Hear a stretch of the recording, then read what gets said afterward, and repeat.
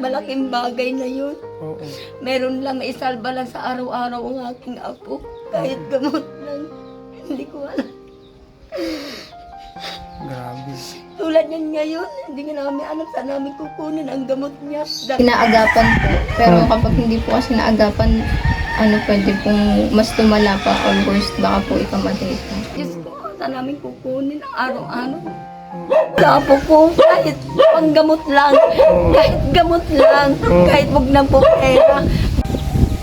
Ayan, magandang hapon po sa inyong lahat mga ka-idol ko. May bisita po tayo at yun na nga si ate kanina. Nakausap ko po sa palengke habang namamalengke ako at nakita ko sa kanya na naging emosyon siya kasi dahil po sa problema ng kanyang anak. Hello po ate. Ayan. Ayan. Bali, ano po ba yung pinaka-problema niyo po ate? Yung anak ko po kasi naka-confine po ngayon Sa ospital po ng... Batangas Medical Center po. Mm-mm. Tapos kailangan niya po kasi ng pang daily expenses para sa daily gamutan niya po. Mm. Hindi po, wala po kasing available na gamot sa ospital, kaya sa labas po siya. Bali, ilang taon po ba yung anak niyo ma'am? 10 months. Opo. Kakapanganak niyo lang po doon? Dito lang po 2023. 2022. Ilang taon na po ba kayo ngayon, ma'am? 22. Ilan na po ba ang baby niyo? Firstborn po yun. Firstborn. Tapos Ang nilalapit niyo po sa akin ay... yung pang daily expenses po sana ni baby, pang gamutan niya po sa araw-araw. Kasi hindi na po kaya na. ng... Kahit na po, tsaka wala na rin po talaga mahirap. Si mister niyo po? Nagtatrabaho po, pero kulang din po kasi kailangan po ni baby pang araw-araw na gamutan. Yung sahod niya naman po, kinsenas katapos. Ano po ba ang malala po ba yung sitwasyon ni baby? Sa ngayon po, inaagapan po. Pero kapag hindi po kasi naagapan, pwede pong mas tumala pa or worse, baka po ikamatay pa. Kasi si ate talaga kanina nakita ko yung emosyon na sa palengke. Kaya sabi... Ang ano niya na araw-araw, 3,700. Ang panturo, ang ano niya. Nadagdagan pa po yung... Tapos nadagdagan pa ngayon. Diyos ko, saan namin kukunin ang araw-araw? Patingin nga po ito. Hindi ka na-obstruct po ng baby. Ito Saan po yung video ng baby na nasa ospital? Ayan. Patingin. Ayan siya. Lahat yan, mga bata na yun. Ayan mga ka-idol.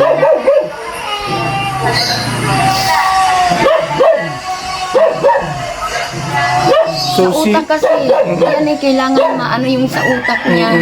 Kailangan dinadaan sa swero yung kanyang gamot para maano na hindi siya mag-seizure kasi pag nag-seizure siya baka ikamatay na niya. Si ate talaga ramdam na ramdam ko bilang isang lola. Napaka-mahal po talaga ng gamot, din namin kaya. Tindera lang din naman po sa paleng. Oo, naintindihan ko po. Hindi ka sapat sa amin. Hindi talaga sapat sa apo ko. Kahit panggamot lang. Kahit gamot lang. Kahit wag na po pera. Gamot lang, mahalaga lang.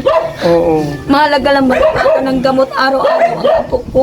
Talaga pong gusto niyo talaga masalba yung buhay niyo. Opo. Kasi 10 buwan lang siya. Kahit gamot lang. Hindi na, kahit wala silang perang ibigay.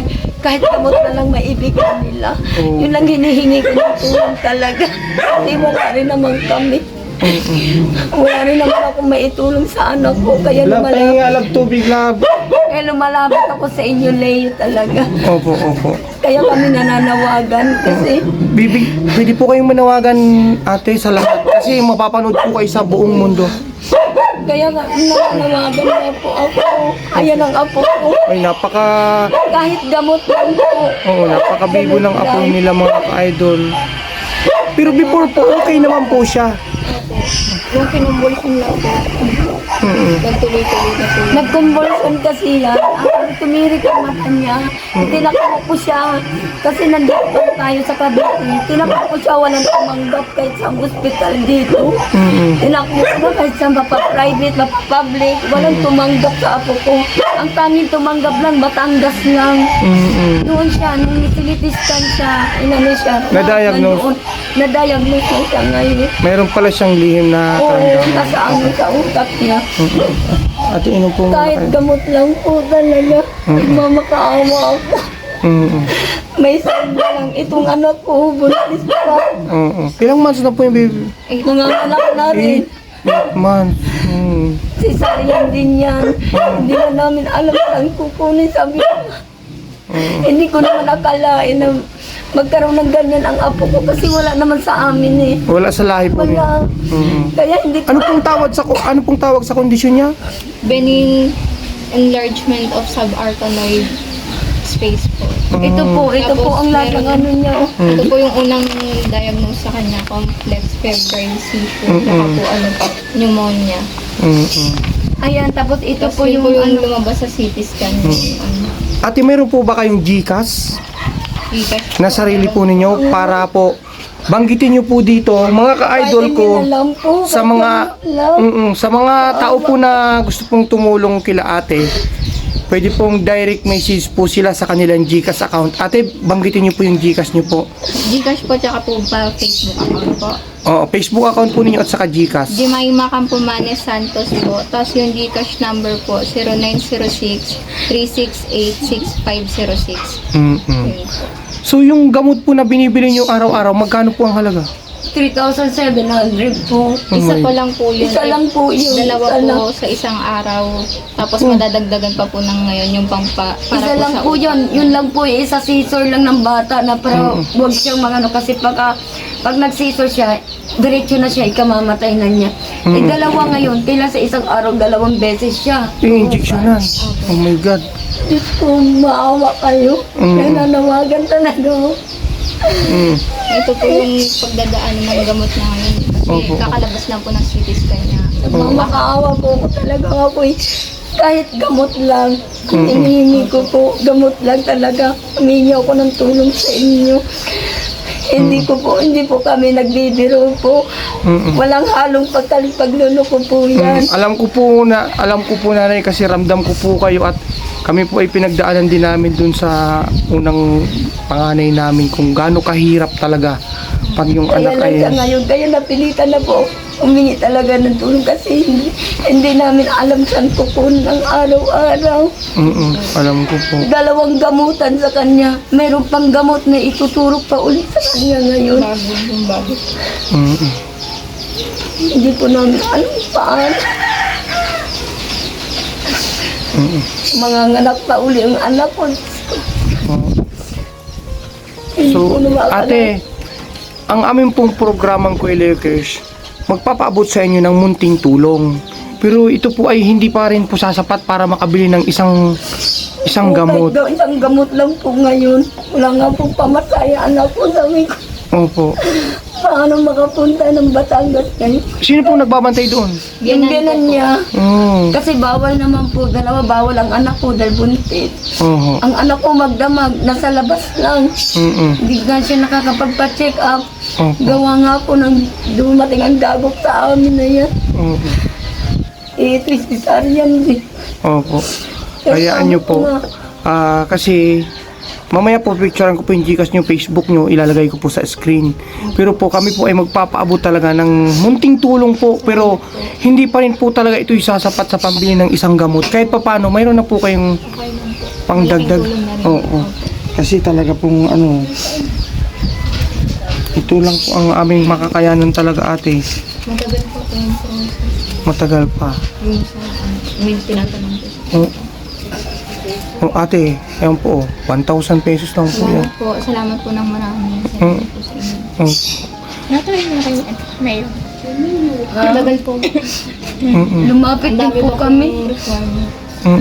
Lumapit na. Para Hindi, pwede. Ayaw kami paharap kay Mayor eh. Tauhan niyang maharang. Kaya nga, humingi na ako ng tulong kay Leo. Nananawagan na lang ako kasi kahit gamot na lang ang ilapat sa amin. Opo. Kahit sila na nga bumili ng gamot eh, yun na lang ibigay sa amin eh. Oo. Walang yun, kahit wag na pera, para wag nila masabing kami nagluluko. Oo, alam po namin yun. Na Saka sa... kami, ini-scam namin ang tao. Oo. Kahit gamot na lang, Kumuha na may po idulot kayong sa guidance amin. at saka Malaking bagay na yun. Oo. Meron lang, maisalba lang sa araw-araw ang aking apo. Kahit gamot lang, hindi ko alam. Grabe. Tulad yan ngayon, hindi nga namin alam saan namin kukunin ang gamot niya. Dalawa ituturok sa kanya. Nagkahapon, wala siyang naturok kahapon. Walang naituro kahapon. Wala po, wala kami pera. Wala na rin mahiraman yung kanyang biyanan. Mm-mm. Kaya sabi ko kanina, lalapit na ako sa iyo, Leo. Opo, opo. Kung meron mo sanang nakikinig ngayon. Oho. Kahit gamot lang ngayong araw na ito, mabigyan ng aking apo. Maturukan man lang siya kahit hanggang mamaya. Oo. Isa rin naman po ako, humingi walang may gusto yan. Oo. Dumating ang napakalaking dagok sa amin talaga. Hindi ko po alam kung paano. Wala kaming Ito ate, malalapitan. pinadagdag ni Mrs. Ka-Idol. Dagdag niyo na Salamat po. po. Naunawaan Wala namin. talaga kaming malalapitan. Talaga po kami po ay pinagdaanan po namin ng Mrs. ko din yung sa panganay ko. Kaya naintindihan po namin kayo. Ang kanilang tumanggap sa amin, ospital ng Batangas. Oho. Yun lang. Kung saan saan nakarating na kami hanggang Bacoor. Walang tumanggap sa amin. Bukod tanging Batangas lang. Doon na doon lahat. Doon lahat yung laboratory ang apo Maliit ko. lang po yung naitulong namin sa inyo pero sana po Malaking bagay din yan sa amin po talaga. Kahit hindi na hindi sa pagkain namin, kundi gamot ng apo ko. So, Hinihingi ko po. ayan, 2,000. Kulang pa rin ng 1,000 para sa... Kahit gamot lang po ng apo ko. Kahit huwag na po sa pagkain namin. Hindi po pagkain namin ang Kaya lang hindi ko kakayanin po ang panggamot talaga. Hindi ko alam sa namin kukunin araw-araw. Bakit naman po yun kung saan naka-admit si baby? Ang problema lang po talaga yung pang-araw-araw niya. Bawal po kasi gusto ko man kayo isama doon para makita nyo ng... Okay lang naman po sa akin. Kasi ako po naman ay naniniwala na po talaga sa inyo. Kasi kanina ramdam ko po kayo sa palengke. Pinagdaanan din po namin yan eh. Sa totoo lang kami, ginawa din namin lahat. Hindi ako mahihiya kasi wala namang matutulong sa akin. Lumapit na po kami dito. Wala naman pong naibigay sa amin. Hindi ko naman masisi ang tao. Kasi akalain nila baka in-scam namin. At saka, hindi talaga lahat ng lalapitan natin sa pagkakataon nito. Minsan, Totoo. gipit din. Oo, totoo po yun. Kami kasi, kakagaling lang din namin sa piyestahan ng aking misis. Ang hirap po talaga. Ang gamot lang ng apo ko, ang inuro ko maisarba lang ang buhay ng apo ko. Hindi ko na po alam kung paano, saan ako lalapit. Wala naman kaming sapat na mahingian ng tulong kahit pamilya ko rin po. Pamilya ko, may sakit din naman ang ate ko. Breadwinner namin, hindi ko naman mahingian ng tulong. Dahil meron din po yung nasa loob ang bitter niya, na delikado din sa kalagayan niya. Labas-masok niya sa ospital.